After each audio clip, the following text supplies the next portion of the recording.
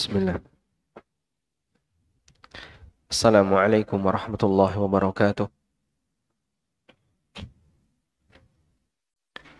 Alhamdulillahi rabbil alamin. Wassalatu wassalamu ala ashrafil mursalin. Nabiyyina wa maulana Muhammadin wa ala alihi wa sahbihi ajma'in. Wa ashhadu an la ilaha illallah wahdahu la syarika lah. Wa ashhadu anna Muhammadan abduhu wa rasuluh. Salawatu Rabbi wa salamu alaihi wa ala alihi wa ashabihi wa man sara ala nahjihi wa stanna bisunnatihi ila yaumiddin. Alhamdulillah, puji syukur kita haturkan kehadirat Allah Subhanahu wa taala. Di kesempatan pagi hari ini Allah membangkitkan kita dari suasana yang sebelumnya mati sesaat. Lalu kemudian memberikan kita fisik yang sehat dan memudahkan kita untuk berzikir kepadanya dengan melaksanakan sholat subuh secara berjamaah. Dan tiga nikmat ini yang disyukuri oleh Nabi SAW ketika beliau bangun tidur. Sehingga saat beliau bangun tidur, beliau membaca sebuah doa. Alhamdulillahilladzi afani fi jasadi wa radda ilayya ruhi wa adhina li bidzikri. Segala puji bagi Zat afani fi jasadi, yang telah memberikan kesehatan kepada fisikku. Karena ada banyak orang yang ketika bangun tidur pegel-pegel, bangun tidur terasa capek, padahal tidur itu seharusnya tempat untuk beristirahat. Tapi ada sebagian orang ketika tidur justru dia terasa capek. Artinya tidurnya tidak memberikan kesempatan bagi dia untuk menghilangkan kelelahannya.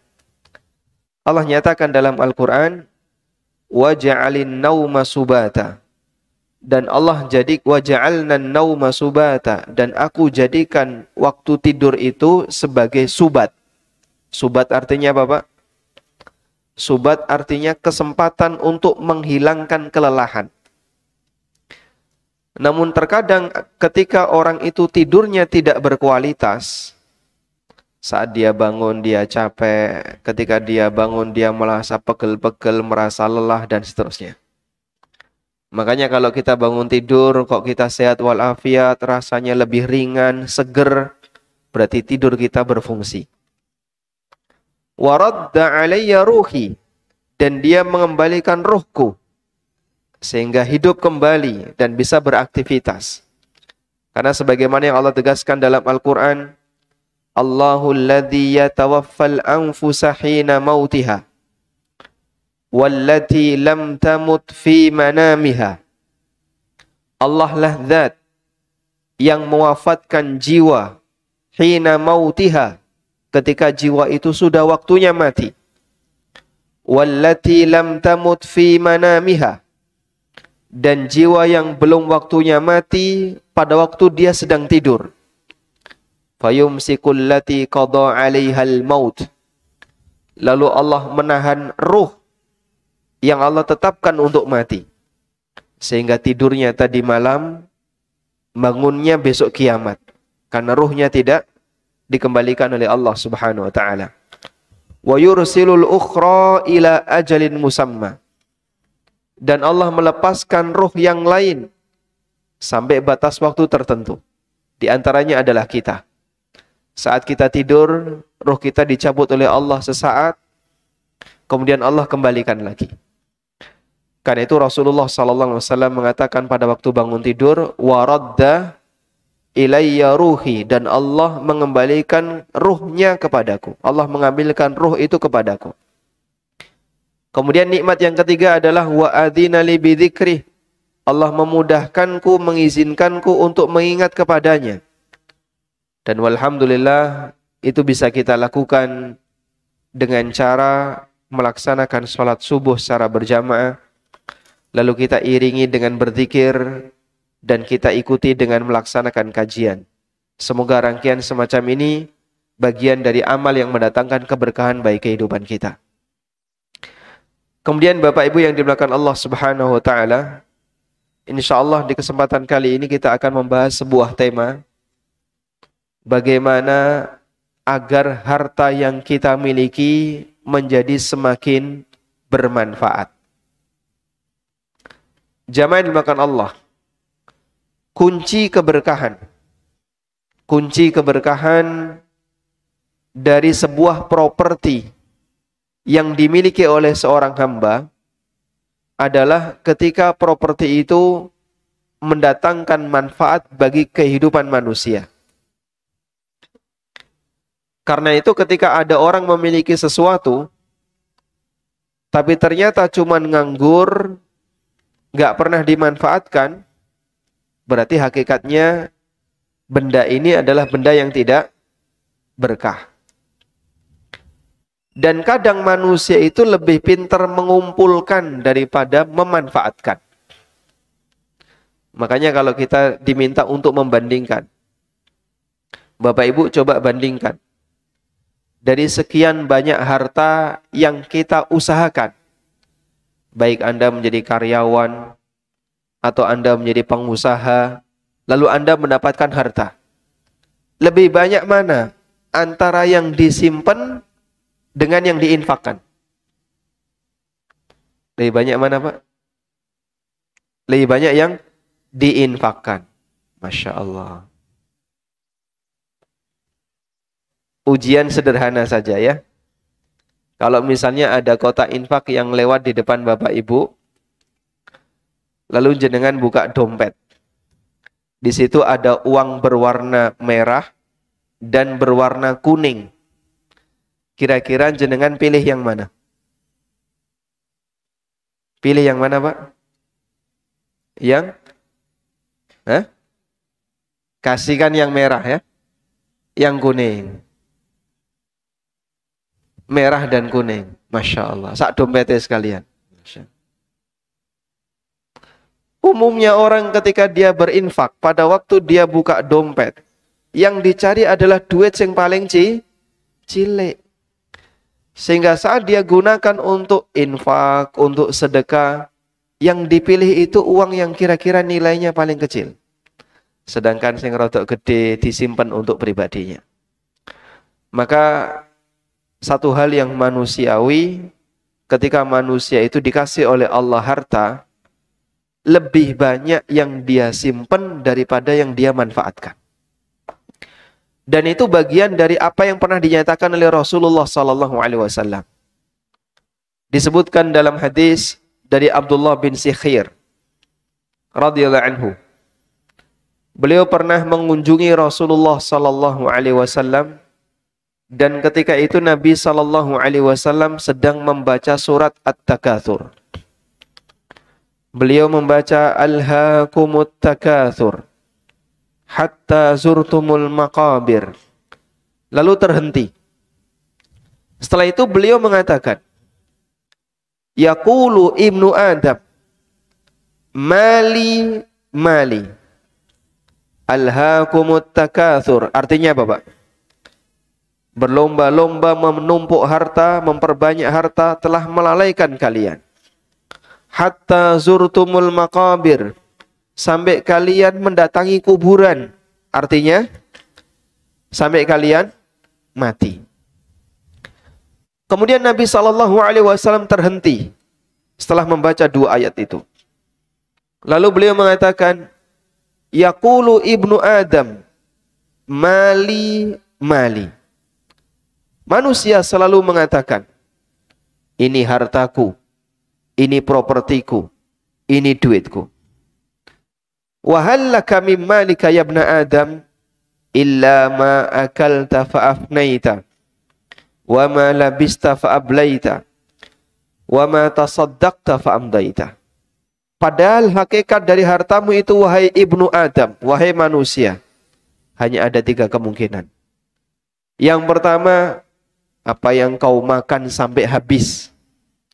Yang kedua, apa yang kau gunakan sampai rusak. Yang ketiga, apa yang kau sedekahkan sehingga abadi di hari kiamat. Sedangkan apa yang kau kumpulkan belum tentu menjadi hartamu. Sebab nek mong saged ngumpulno, dikelompok-kelompokno, dikumpulno, kemudian disimpan, berarti pemiliknya dapat manfaat enggak? Tidak. Dia hanya bisa mengumpulkan. Hanya bisa nyimpen. Tapi manfaatnya tidak dia ambil, wong dia simpen. Yang namanya keberkahan itu terletak bukan pada harta ketika disimpan, tapi pada saat harta itu dimanfaatkan. Maka Nabi SAW mengingatkan karakter manusia, dia memang suka nyimpan. Yaqulu ibnu Adam mali mali. Manusia selalu mengatakan, ini hartaku, ini propertiku, ini uangku. Kemudian Nabi SAW memberikan koreksi. Hakikat dari harta manusia yang sejatinya adalah ketika harta itu memberikan manfaat bagi kehidupannya. Bisa bentuknya yang dia makan, sehingga memberikan nutrisi bagi fisiknya. Atau bentuk yang kedua adalah yang melayani hidupnya, berupa harta yang dia manfaatkan untuk kehidupan sehari-hari. Nek mong disimpan, itu tidak termasuk harta yang bermanfaat. Contoh realnya bagaimana, Pak? Kalau tadi kita bicara tentang masalah tabungan, sekarang saya alihkan ke properti yang lain. Bapak Ibu yang ada di rumah ya. Bapak Ibu punya baju di rumah. Antara baju yang Anda pakai sehari-hari dengan yang numpuk di lemari banyak mana, Pak? Banyak mana? Kadang ada satu orang punya 2 lemari. Tahun depan beli 1 lemari lagi. Ra cukup tinggal pakaian tok. Untuk nampung sandangan saja, sampai orang itu numpuk-numpuk lemari. Sehingga satu rumah isinya cuma 3 orang, 4 orang, punya 10 lemari. Di sini ada lemari, di situ ada lemari, Masya Allah. Mau dipakai apa? Ini sudah nggak cukup pakaian saya. Akhirnya beli 1 lemari lagi. Sudah? Padahal yang dia gunakan dalam kehidupan dia sehari-hari paling 5 setel. Kotor, cuci, nanti pakai lagi. Kotor, cuci, pakai lagi. Yang disimpan jauh lebih banyak daripada yang dipakai. Banyak di antara harta kita yang kita cuma bisa mengumpulkan, tapi kita nggak bisa memanfaatkan. Kita bicara yang lain. Misalnya perabotan. Gelas yang dipakai sehari-hari berapa, Pak? Habis pakai, cuci, nanti dipakai lagi. Itu berapa kira-kira? Paling cuma 3 atau 4. Baik. Yang disimpan istrinya berapa, Pak? Lusinan. Gitu ya? Masya Allah. Nyimpennya lusinan.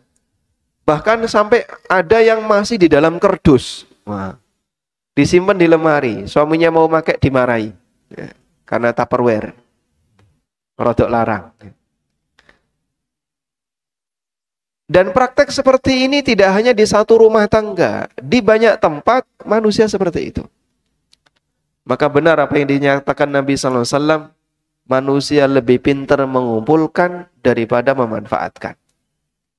Dan kita perlu ingat, semua harta yang kita kumpulkan pasti kita akan dihisap, meskipun belum tentu kita memanfaatkannya. Karena itulah satu hal yang menjadi masalah besar bagi seorang hamba. Dia menambahkan beban bagi hisapnya, meskipun belum tentu dia bisa mendapatkan manfaatnya. Yaitu orang yang pintar ngumpulno, pintar ngelumpuk-ngelumpukno, mong disimpan, jadi tanah di sana. Beli 1 rumah lagi, beli properti yang lain, punya simpanan di sana. Sudah, begitu beli dibiarkan.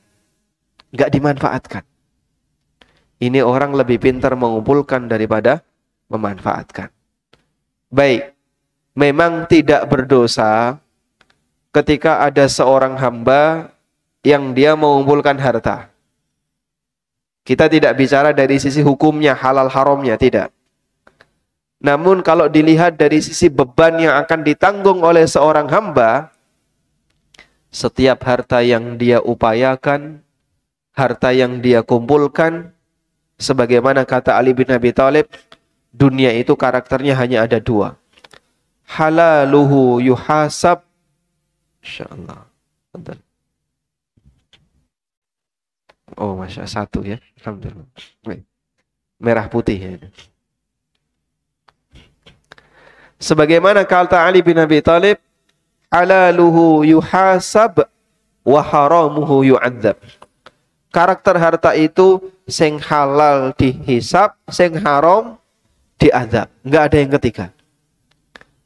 Sehingga kalau ada orang yang dia mengumpulkan harta, kalaupun dia yakin dunia saya tak kumpul loh mas, insya Allah kabeh halal. Enggak ada saya mengumpulkan harta yang isinya haram. Kalaupun misalnya dia yakin seperti itu, tapi Bapak tidak bisa berhenti sampai di sini. Sebab Rasulullah sallallahu alaihi wasallam menegaskan, la tazalu qadama 'abdin yaumal qiyamah hatta yus'al. Kaki seorang hamba enggak bakalan geser kelak di hari kiamat sampai dia ditanya oleh Allah tentang 4 hal. Salah satunya wa an malihi min aina iktasabah wa fima anfaqah. Dia akan ditanya tentang hartanya, dari mana dia dapatkan harta itu dan untuk apa dia gunakan harta itu. Sehingga kalaupun dia mengumpulkan, dari sisi hukumnya mungkin boleh, tapi dia nambahi beban. Nanti dia akan dihisap oleh Allah Subhanahu wa taala dengan segala harta yang dia kumpulkan. Masya Allah. Berapa itu, Pak? Nek ngono Nabi Sulaiman kan hisapnya paling banyak. Loh kenapa? Kan beliau seorang raja.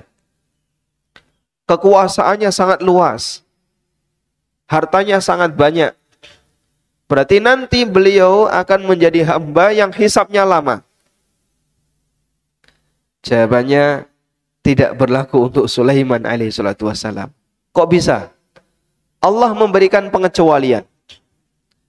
Nabiullah Sulaiman alaihi salatu wassalam ditegaskan oleh Allah Ta'ala di surat Shad ayat yang ke-39. Setelah Allah menyebutkan berbagai macam nikmat yang dimiliki oleh Sulaiman, kerajaannya tidak hanya mencakup manusia, tapi juga jin, binatang. Beliau dikasih angin yang menjadi kendaraan beliau untuk berangkat. Ghuduha syahrun wa rawahuha syahr. Nabi Sulaiman berangkat di waktu pagi, sehingga dari mulai pagi matahari terbit sampai siang itu disebut dengan waktu ghudu. Itu sama dengan perjalanan 1 bulan. Dari mulai pagi sampai siang itu sama dengan perjalanan 1 bulan. Warawahuha syahrun. Demikian pula rawah. Rawah itu perjalanan di waktu sore. Dari mulai zuhur sampai menjelang terbit, sampai menjelang terbenam matahari. Disebut rawah. Ini sama dengan perjalanan 1 bulan. Ada? Perjalanan 1 bulan itu berapa Pak kira-kira ukurannya? Perjalanan 1 bulan itu ukurannya, kalau dulu di masa silam, antara Madinah sampai ke Tabuk. Madinah sampai Tabuk jaraknya berapa? Kurang lebih 900 kilo. Itu membutuhkan waktu sekitar 1 bulan. Di waktu tidak ada pesawat, manusia melakukan perjalanan darat dengan menggunakan binatang tunggangan. Mereka menempuh perjalanan 1 bulan sejarak kurang lebih 1000 kilo. Sebagaimana yang dilakukan oleh Nabi SAW ketika beliau berangkat ke Tabuk. Nabi Sulaiman dikasih oleh Allah Subhanahu wa taala kendaraan berupa angin. Yang kata Allah, guduha syahrun wa rawahuha syahr. Perjalanan waktu pagi sama dengan perjalanan 1 bulan, perjalanan waktu sore sama dengan perjalanan 1 bulan. Dan masih banyak lagi kenikmatan yang Allah berikan kepada Sulaiman.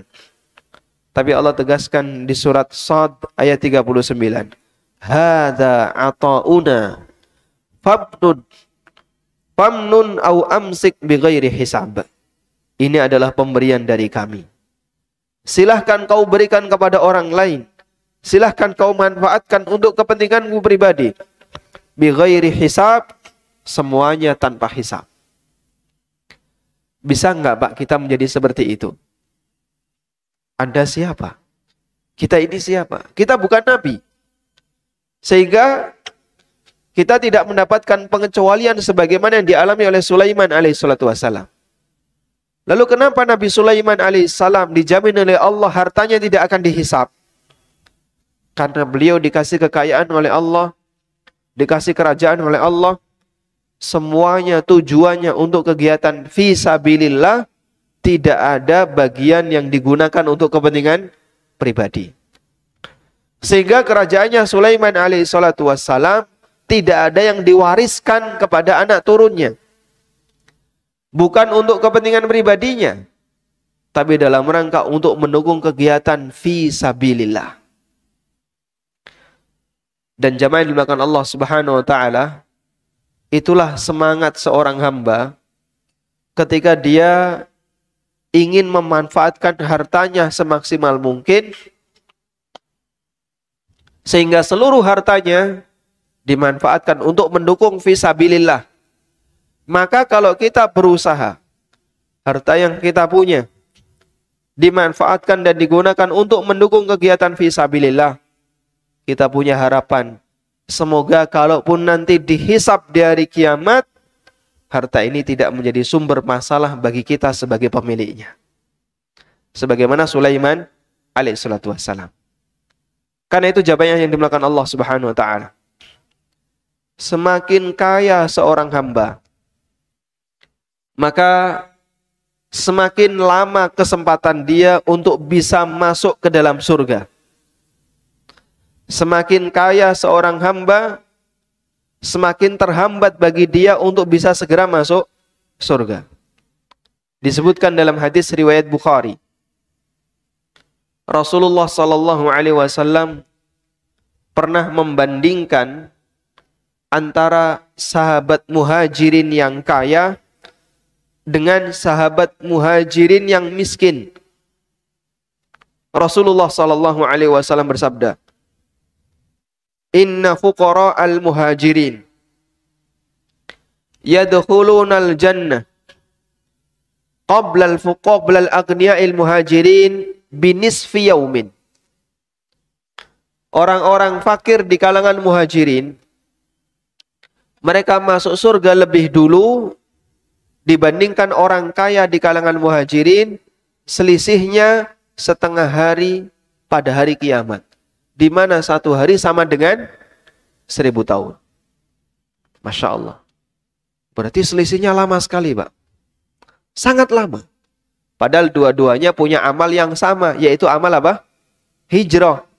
Karena yang diperbandingkan oleh Nabi SAW di sini antara orang kaya muhajirin dengan orang miskin muhajirin. Amal hijrah, Pak, tidak mungkin kita memilikinya. Kenapa? Rasulullah SAW sudah meninggal dunia. Dan amal hijrah hanya dimiliki oleh para sahabat yang mereka meninggalkan kampung halamannya untuk datang menghadap Nabi SAW di Madinah. Itulah muhajirun. Ketika Rasulullah SAW sudah meninggal dunia, kesempatan untuk bisa mendapatkan amal yang seperti ini tidak mungkin bisa terjadi. Sehingga kita tidak punya amal itu. Maka Rasulullah SAW membandingkan di kalangan sahabatnya yang mulia, yaitu muhajirin, sama-sama punya amal hijrah. Namun yang satu bisa masuk surga lebih awal, yang satu masuk surga lebih telat. Selisihnya karena apa? Kekayaan yang dia miliki. Sebab seorang muslim nantinya akan dihisab oleh Allah terhadap kekayaannya, untuk apa harta itu dia gunakan. Untuk apa harta yang dia miliki itu dia gunakan. Karena itulah Rasulullah SAW menekankan, tidak masalah memiliki kekayaan, asal kekayaan itu dibalut dengan takwa. Karena ketika seorang hamba mengiringi kekayaannya dengan takwa, semangat dia dalam memanfaatkan kekayaannya digunakan untuk mendukung ketakwaannya. Rasulullah sallallahu alaihi wasallam bersabda, "La ba'sa bil ghina liman ittaqa." Tidak masalah memiliki kekayaan bagi orang yang bertakwa. Saya ulang kalimat ini ya. Tidak masalah memiliki kekayaan bagi orang yang bertakwa. Berarti kalau orang punya, kalau kita balik, sekarang kita balik. Kalau orang punya kekayaan sementara dia tidak bertakwa, kesimpulannya apa? Kesimpulannya apa? Bermasalah. Tidak masalah punya kekayaan bagi orang yang bertakwa. La ba'sa bil ghina liman ittaqa. Maka kalau kalimat ini kita balik, orang yang punya kekayaan sementara dia belum bertakwa, maka bermasalah. Dan realitanya demikian. Seorang hamba ketika dia dikasih potensi oleh Allah, sementara dia tidak mengiringi potensi itu dengan ketakwaan kepada Allah, umumnya dia melakukan pelanggaran dalam masalah penggunaan. Sehingga hartanya dipakai untuk hal yang sia-sia. Ada dua bentuk pelanggaran dalam penggunaan harta yang disebutkan dalam Al-Quran. Yang pertama, tindakan tabdzir. Yang kedua, tindakan israf. Yang pertama apa? Tabdzir. Orangnya disebut mubadzir. Mubadzir itu manusianya, perbuatannya namanya tabdzir. Yang kedua, perbuatan israf. Orangnya disebut musrif. Untuk yang pertama Allah tegaskan, wala tubadzir tabdzira. Janganlah kalian melakukan tindakan tabdzir. Innal mubadzirina kanu ikhwanas syayatin. Sak temene wong sing mubadzir niku koncone setan. Tentang israf, Allah Ta'ala berfirman, wala tusrifu innahu la yuhibbul musrifin. Janganlah kau melakukan tindakan israf. Allah enggak senang sama orang yang israf. Dan itu dua-duanya adalah pelanggaran dalam urusan harta. Pelanggaran dalam masalah penggunaan harta. Kita tidak bicara pelanggaran dari sisi mencari harta. Tapi kita bicara pelanggaran dari sisi menggunakan harta. Dalam menggunakan harta, ono menungso sing tabdzir, ono menungso sing israf. Kapan tabdzir itu terjadi? Dan kapan israf itu terjadi? Ibnu Abidin menjelaskan perbedaan antara tabdzir dan israf. Kata beliau, at-tabdziru syarfus sai'i ala ghairi ma yanbaghi. Yang dimaksud dengan tindakan tabdzir adalah menggunakan harta untuk hal yang tidak selayaknya. Duwe donya dienggo maksiat. Duwe harta dipakai untuk perbuatan maksiat. Duwe pulsa dienggo nonton maksiat. Duwe apalagi Pak? HP dipakai untuk maksiat. Punya harta dipakai untuk maksiat. Ini tindakan tabdzir. Sehingga harta dia semakin membuat dia jauh dari syariat, jauh dari Allah Ta'ala. Maka orang semacam ini disebut sebagai temannya setan, sebab orang ini menggunakan hartanya untuk mendukung proyek setan. Setan senang. Dia punya potensi, tapi potensinya dipakai untuk kegiatan maksiat. Kalau israf, apa itu israf? Israf pengertiannya adalah syarfus sai'i ala ma yanbaghi biqadri ala ma yanbaghi. Menggunakan sesuatu yang boleh untuk dipakai namun melebihi dari batas yang diizinkan. melebihi dari kebutuhan. Sehingga kalau israf itu menggunakan harta untuk hal yang mubah. Menggunakan harta untuk hal yang mubah, namun dia melebihi dari kebutuhannya. Contohnya apa, Pak? Yang paling sering itu kegiatan walimah nikah. Masya Allah, nih sing jenenge resepsi niku makanan gimana Pak nasibnya? Diabul-abul ya. Mampir ning tongseng gak entek ditaruh. Mampir ning bakso nggak habis ditaruh.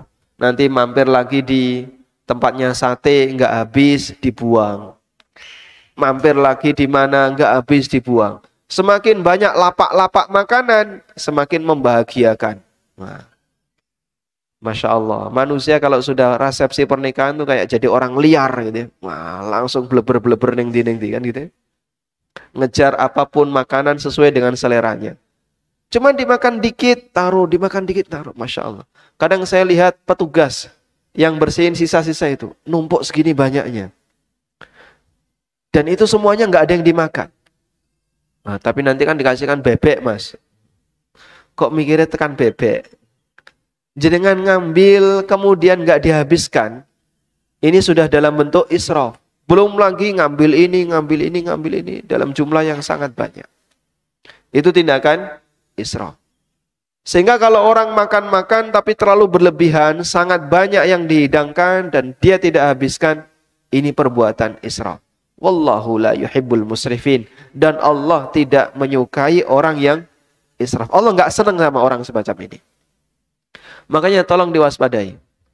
Karena itu kalau kita perhatikan, Nabi Muhammad sallallahu alaihi wasallam adalah manusia yang paling efisien hidupnya. Sehingga harta yang diberikan oleh Allah kepadanya itu termanfaatkan secara maksimal. Beliau tidak mungkin melakukan tabdzir. Tidak mungkin Rasulullah SAW dikasih harta untuk maksiat. Yang kedua, Rasulullah SAW ketika menggunakannya itu terbatasi. Sehingga beliau ketika makan tidak berlebihan, juga enggak sisa-sisa. Sehingga Nabi SAW ketika diberi oleh Allah harta, semuanya termanfaatkan secara maksimal. Baik. Kalau saya membuat sebuah perumpamaan, ya, meskipun ini dua hal yang berbeda. Kalau Anda punya sebuah mesin, di mana mesin ini bahan bakarnya banyak sisa tidak termanfaatkan, berarti dia mesin yang apa, Pak? Nggak efisien. Tapi kalau ada sebuah mesin, bahan bakarnya maksimal, ketika dikasih bahan bakar sedikit, dia bisa kerja maksimal, berarti mesin ini efisien. Kita dikasih oleh Allah Subhanahu wa Ta'ala modal hidup berupa harta. Sudah? Agar kita bisa bekerja, kita bisa beramal, baik yang menghasilkan manfaat di akhirat maupun manfaat di dunia. Ketika kita menjadi hamba di mana posisi kita tidak banyak memberikan manfaat, berarti kita menjadi manusia yang tidak efisien. Sekarang mohon maaf, saya akan memberikan perbandingan. Kalau misalnya Bapak Ibu punya dua anak.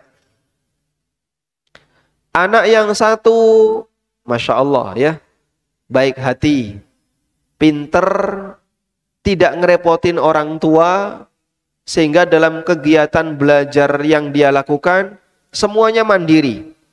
Dapat beasiswa, dari mulai TK sampai doktor. TK sudah dapat beasiswa. Saking pinternya. Sampai doktor dapat beasiswa. Ya? Sehingga orang tua jarang sekali mengeluarkan duit pribadi untuk membiayai anak ini. Ini anak kalau dikasih duit disimpan. Nggak banyak ngerepoti wong tua. Nggak suka jajan. Sekolahnya beasiswa. Sehingga orang tua nggak mengeluarkan apapun. Waktu kuliah tinggalnya jadi marbot.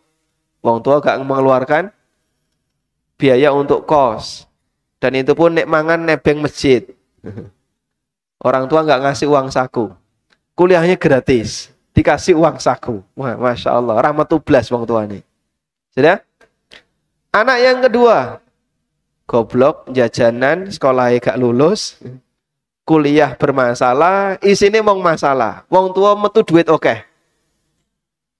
Setelah lulus kuliah, nganggur rantai gawean. Anak pertama bisa menghasilkan sesuatu, kemudian dia hadiahkan ke orang tuanya. Anak kedua, isine mong ngoroti duit wong tua. Baik, sekarang dari dua jenis anak ini, Pak. Anda kira-kira lebih senang yang mana? Anda lebih senang yang mana, Pak? Yang pertama atau yang kedua? Ya? Yang pertama atau yang kedua? Yang pertama. Anda tentu akan lebih senang dengan anak yang pertama. Kenapa? Ini anak efisien. Dikasih modal sedikit, tapi bisa menghasilkan maksimal. Bisa menghasilkan sesuatu yang banyak. Sudah? Sekarang coba bandingkan hidup kita. Para sahabat Rasulullah Sallallahu Alaihi Wasallam, mereka itu adalah manusia yang sangat banyak memberikan manfaat untuk dakwah Islam, untuk umat. Mereka mengajarkan Al-Quran, mereka menyebarkan dakwah Nabi Sallallahu Alaihi Wasallam, mereka menyebarkan kebaikan bagi umat. Sementara hidup mereka sangat terbatas. Hidupnya sahabat sangat terbatas. Ada di antara sahabat yang ketika Idul Fitri saat hari raya nggak punya jilbab. Coba ada nggak ibu-ibu di zaman sekarang muslimah saat lebaran nggak punya jilbab? Ada Pak? Saat lebaran nggak punya jilbab ada? Kalau hari raya nggak pakai jilbab banyak, ya, nggak pakai jilbab. Terima kasih.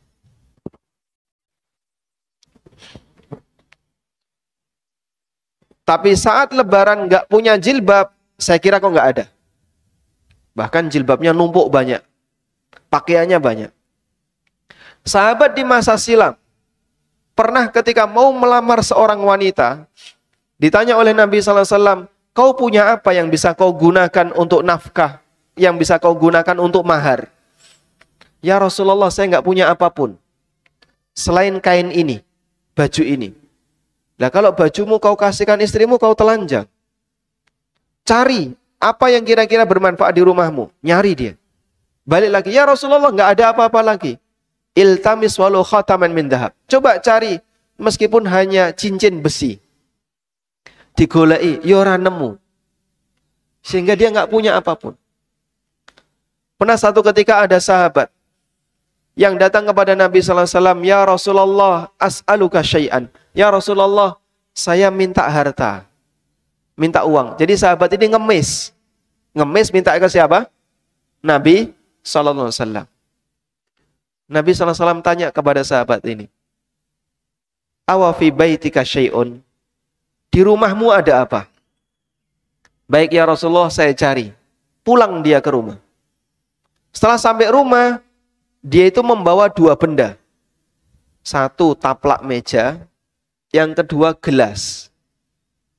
Dibawa kepada Nabi SAW. Ya Rasulullah, di rumah sudah nggak ada apa-apa lagi selain dua barang ini. Taplak meja siji, gelas siji.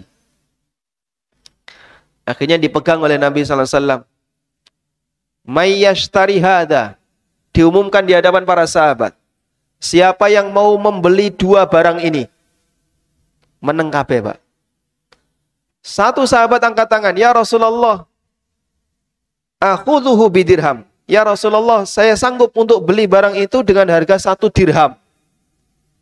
1 dirham niku pinten, Pak? 1 dirham pinten? Berapa? Kurang lebih 80.000. Kurang lebih 1 dirham itu harganya 80.000.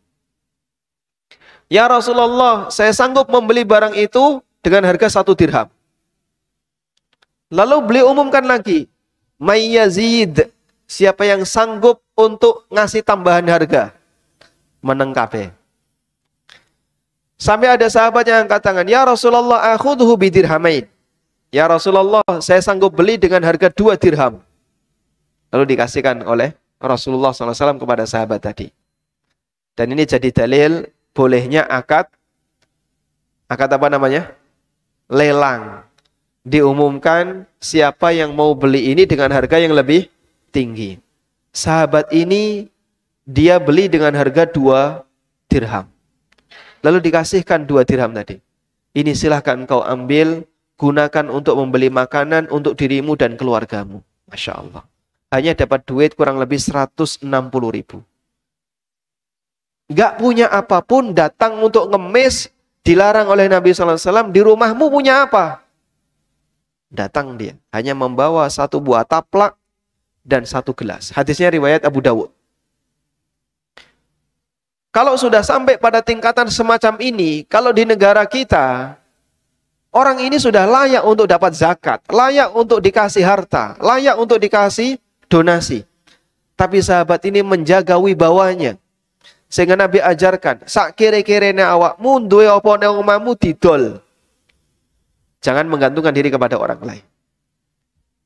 Dia cuma jual taplak, jual sebuah gelas. Kita punya taplak berapa, Pak? Antara mejane karo taplaknya banyak mana, Pak? Hah? Banyak taplaknya. Gelas punya berapa, Pak? Lusinan. Ini sahabat cuma punya 1. Tapi Masya Allah, mereka yang penuh dengan keterbatasan ini memberikan manfaat bagi umat sangat besar. Sedangkan kita sebagai hamba yang sudah dikasih banyak nikmat, dikasih oleh Allah banyak harta, jenengan bisa ukur seberapa besar manfaat Anda hidup ini bagi umat manusia.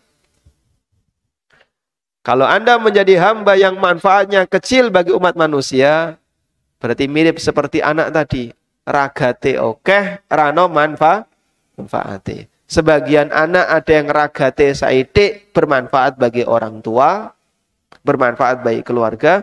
Sebagian anak ada yang ragate kata, ragate banyak, tidak memberikan manfaat bagi keluarganya. Wallahu ta'ala alam. Taib. Mungkin demikian yang bisa kita sampaikan sebagai mukaddimah.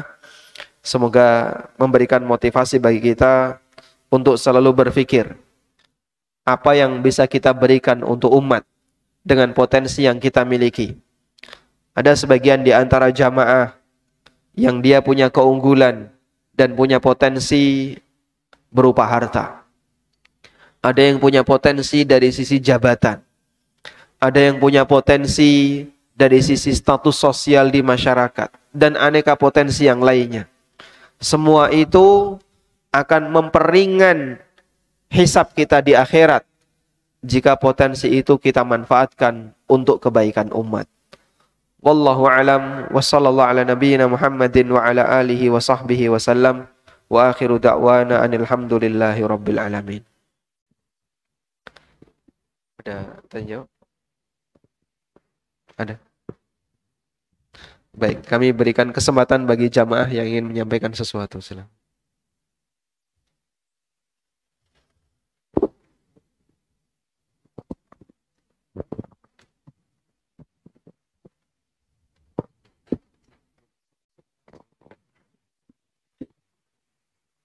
Baik, bagi jamaah yang ingin menyampaikan pertanyaan, bisa langsung disampaikan ke Ustadz berupa cari kertas atau ditanyakan secara langsung. Barakallahu fiik.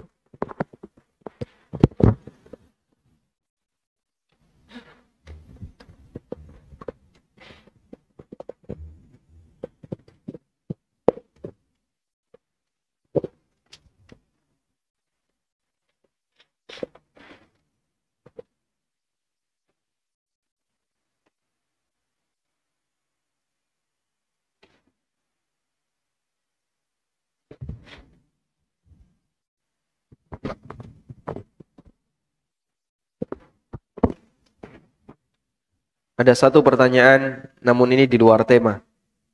Diizinkan atau tidak? Gimana, Pak? Diizinkan. Baik. Assalamualaikum. Waalaikumsalam. Masjid di lingkungan kami kalau subuh pakai doa kunut. Kita sebagai penuntut ilmu, menurut jumhur ulama bagaimana? Apakah ikut kunut ataukah boleh tidak ikut kunut? Nah, tentang posisi kunut subuh, yang pertama, ini termasuk di antara permasalahan ijtihadiyah. Termasuk di antara permasalahan ijtihadiyah.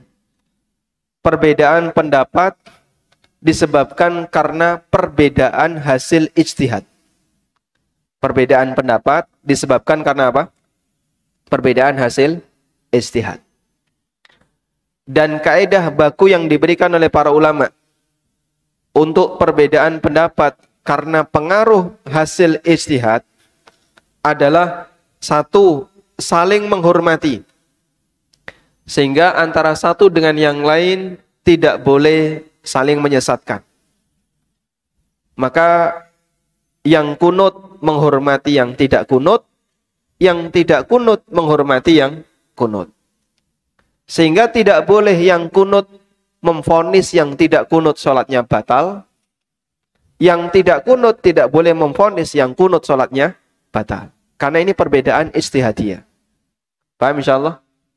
Yang kedua, diperbolehkan dalam perbedaan ijtihadiyah adanya diskusi. Diskusi dalam rangka apa, Pak? Dalam rangka untuk mencari kira-kira mana yang lebih sesuai dengan sunnah. Apakah pakai kunut ataukah tidak pakai kunut? Tayyib. Kemudian terkait kunut itu sendiri, para ulama berbeda pendapat. Tingkatannya sebagai berikut. Yang pertama, tidak ada sholat yang pakai kunut kecuali ketika peristiwa nazilah. Ketika ada peristiwa an-nazilah. Apa itu an-nazilah? Peristiwa di mana kaum muslimin mendapatkan gangguan dari orang-orang non-muslim. Misalnya kaum muslimin di daerah A dijajah sama non-muslim, di daerah B dibantai oleh non-muslim, oleh Yahudi atau yang lainnya. Maka muslim di tempat yang lain dianjurkan untuk melakukan kunut nazilah. Selain ini tidak ada. Dan ini pendapat mazhab Hanafiyah. Karena itu dalam mazhab Hanafiyah tidak ada kunut witir. Ibnu Abil Is Al-Hanafi mengatakan semua hadis yang menyebutkan kunut ketika sholat witir dhaif. Sehingga baik witir, subuh maupun sholat yang lainnya nggak ada kunut selain ketika peristiwa nazilah. Dipahami di sini? Ini pendapat siapa? Hanafiyah. Pendapat yang kedua, dianjurkan untuk kunut ketika witir, tapi tidak dianjurkan untuk kunut ketika subuh. Sehingga mereka mensahihkan hadis tentang kunut witir, tapi tidak menganjurkan kunut ketika subuh. Dan ini pendapat Hambali. Ini pendapat mazhab Hambali. Yang ketiga, dianjurkan untuk kunut ketika witir dan juga kunut ketika subuh. Ini pendapat Malikiyah dan Syafi'iyah. Pendapat Malikiyah dan Syafi'iyah. Sehingga ada dua mazhab yang menganjurkan kunut subuh dan ada dua mazhab yang tidak menganjurkan kunut subuh. Dua mazhab yang menganjurkan kunut subuh adalah mazhab Syafi'iyah dan Malikiyah. Dua mazhab yang tidak menganjurkan kunut subuh adalah mazhab Hambali dan Hanafiyah. Dan masing-masing menyampaikan itu berdasarkan hasil ijtihad. Tayyib. Saya mengambil kesimpulan yang disampaikan oleh Asy-Syaukani. Asy-Syaukani mazhabnya apa, Pak? Asy-Syaukani tidak berafiliasi dengan 4 mazhab salah satu ini.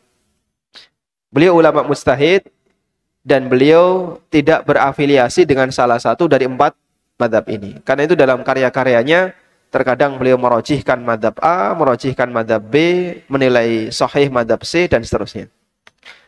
Karena beliau beristihad sendiri. Asy-Syaukani memberikan kesimpulan, hadis tentang kunut subuh itu sahih. Dan ulama sepakat bahwa Nabi Shallallahu Alaihi Wasallam pernah kunut subuh. Ulama sepakat. Namun apakah Rasulullah Shallallahu Alaihi Wasallam kunut subuh terus menerus sampai beliau meninggal, ataukah terhenti sampai momen tertentu? Ada dua perbedaan pendapat. Paham di sini? Jadi kalau kita bicara apakah kunut subuh itu sahih? Jawabannya sahih. Rasulullah SAW, ulama sepakat pernah melakukannya. Namun apakah Nabi SAW terus menerus melakukan kunut subuh sampai beliau meninggal dunia, hatta faraqad dunya? Ulama berbeda pendapat. Menurut Syafi'iyah dan Malikiyah, hadis dari Anas yang menyebutkan Nabi SAW kunut subuh sampai wafat itu sahih. Tapi menurut ulama Hanafiyah dan Hambali, hadis itu dhaif. Tayyib. Dan Asy-Syaukani lebih menguatkan pendapat yang mengatakan bahwa Rasulullah Sallallahu Alaihi Wasallam melakukan kunut subuh, tapi beliau hentikan sampai momen tertentu. Dan itu riwayat yang lebih sahih. Setelah itu di waktu subuh beliau tidak kunut sebagaimana sholat 5 waktu yang lain. Ini menurut tarjih yang disampaikan oleh siapa? Asy-Syaukani. Nah, yang digunakan oleh sebagian ulama dan beberapa masjid yang tidak kunut subuh itu mengambil kesimpulan ini, sehingga mereka tidak mengingkari keberadaannya. Kalau ini pernah dipraktikkan oleh Rasulullah SAW, tapi yang diingkari adalah bahwa Nabi SAW tidak melakukan itu sampai beliau meninggal dunia. Paham insyaallah? Nah. Dan intinya kita sebagai seorang muslim dalam menyikapi semacam ini perlu mengedepankan sikap kedewasaan. Sehingga kalau melihat ada orang yang sholat subuh pakai kunut, ya kita hargai beliau kunut. Sebaliknya ketika kita kunut dan ada imam yang enggak kunut, kita juga hargai dia tidak kunut. Pertanyaan berikutnya, apakah makmum perlu kunut jika imamnya kunut? Ada dua pendapat ulama. Ada yang mengatakan makmum juga ikut kunut. Dan ini pendapat Imam Ahmad dalam salah satu riwayat. Dan ada yang mengatakan makmum tidak perlu ikut kunut karena di sini terjadi perbedaan pendapat antara imam dengan makmum. Sebagaimana ketika i'tidal ada imam yang sedekap, ada imam yang irsal, yang dilepas tangannya. Kita sebagai makmum lihat imamnya ketika sami Allahu liman hamidah kok sedekap. Terus makmum pripun, Mbak? Melu sedekap atau lepas? Padahal saya biasanya lepas. Lah jenengan ikut pendapat yang mana? Lepas atau sedekap? Saya lepas. Ya sudah, Anda tidak perlu sedekap. Yang penting posisinya sama-sama berdiri, meskipun tata caranya beda. Sehingga kesamaan dalam sholat jamaah itu adalah kesamaan gerakan meskipun beda teknis gerakannya. Contoh yang lain, sama-sama tasyahud, tapi imamnya ketika tasyahud jarinya digerakkan. Makmumnya ketika tasyahud saat ngangkat telunjuk jarinya diam. Ngelirik imami, lo kok goyang-goyang? Apakah dia harus ikut? Pendapat yang kuat tidak perlu ikut. Sehingga dia tasyahud, berisyarat dan cukup dia diam. Wallahu a'lam.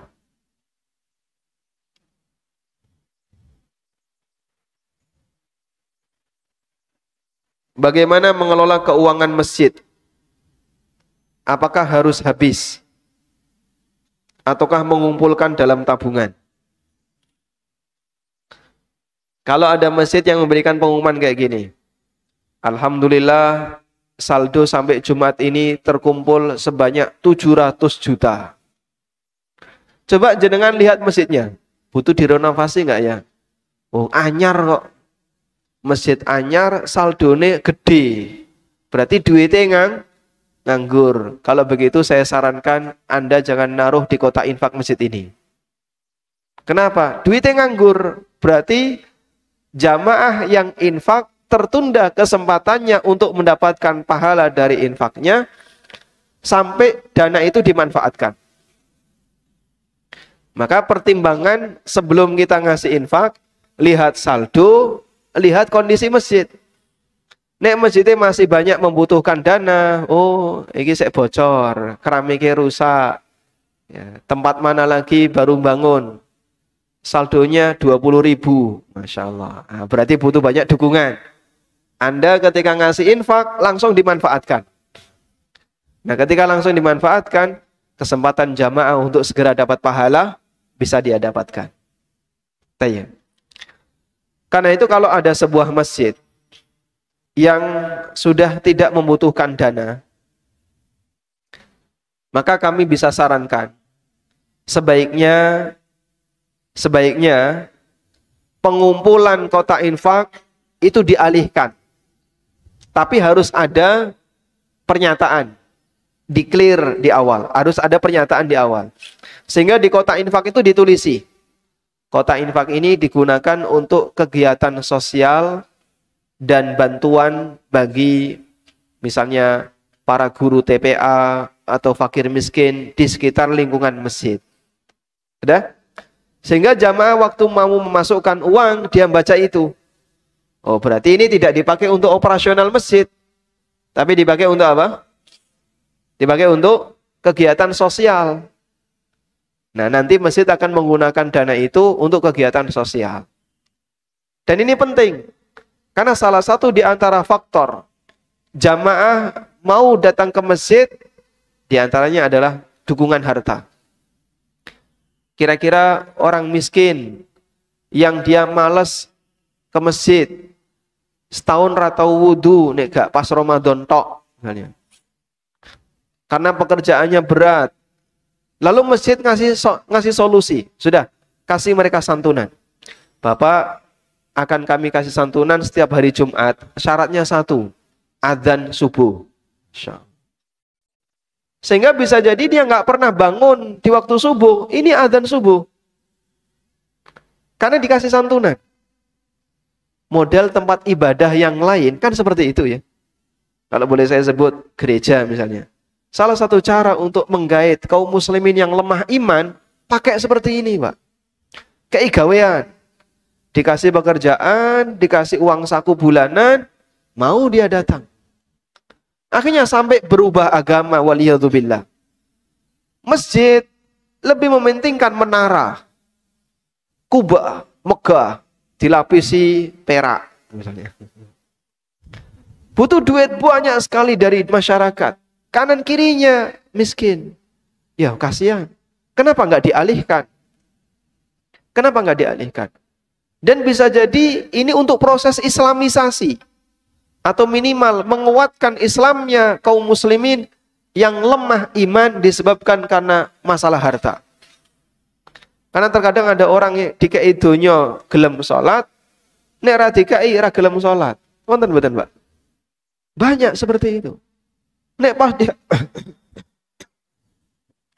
pas dia dapat rizki, gelem sholat. Kok nyambut gawe ini seret, golek donya angel, gak gelem sholat. Karena dalam bayangan dia, saya mau balas dendam sama Allah. Subhanallah.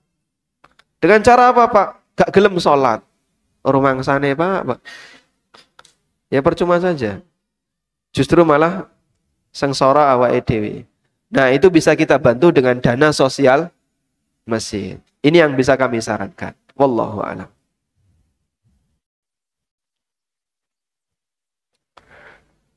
Bagaimana hukumnya sedekah atau infak jika punya banyak utang? Bagi orang yang punya utang, ulama membagi menjadi dua. Bolehkah dia infak? Ada dua keadaan. Yang pertama, utangnya mendesak untuk dibayar. Sehingga pemiliknya sudah nagih dan Anda punya harta yang bisa dipakai untuk bayar. Maka terlarang bagi orang ini untuk mensedekahkan harta tadi untuk kegiatan yang sosial. Dahulukan yang wajib, yaitu nyaur utang daripada yang sunnah. Yang kedua, jika utangnya tidak mendesak atau utangnya sudah ada ritme waktu tertentu. Misalnya, utang bank. Utang bank itu kan ada jadwalnya, Pak ya. Sebulan 5 juta. Mau dilunasi, kena penalti, nggak boleh. Sehingga ritmenya 5 juta tiap bulan. Maka dalam posisi ini ketika Anda punya uang 10 juta misalnya, Anda keluarkan sedekah, tidak memberikan pengaruh terhadap utang. Maka boleh untuk bersedekah. Karena utangnya tidak mendesak. Dipahami di sini? Sehingga dibagi dalam 2 keadaan tadi ya, antara yang mendesak dan tidak mendesak. Baik. Saya mohon izin sampai jam 6 ya.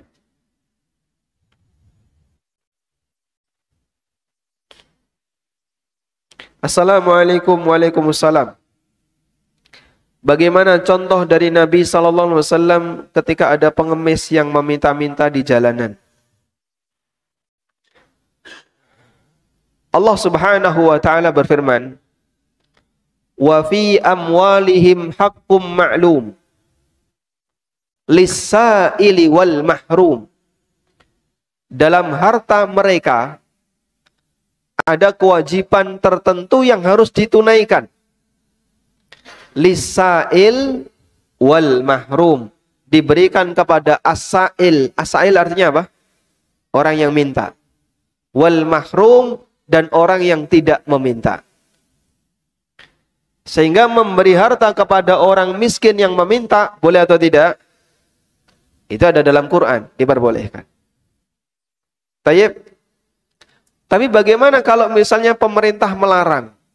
Kalau pemerintah melarang, sebenarnya tidak melarang mutlak, tapi melarang di perempatan, biar nggak ganggu suasana jalan.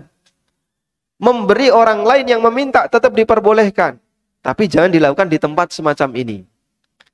Yang kedua, faktor pendidikan, edukasi. Kalau ada orang yang terlalu sering meminta, itu bisa menyebabkan dia menjadi menggantungkan diri kepada orang lain. Perlu sesekali dikasih edukasi. Nah, ini seperti yang dilakukan oleh Nabi SAW kepada sahabat Hakim bin Hizam. Sahabat Hakim bin Hizam setelah masuk Islam, bolak-balik minta sesuatu kepada Nabi SAW. Minta pertama dikasih, minta kedua dikasih, minta ketiga dikasih.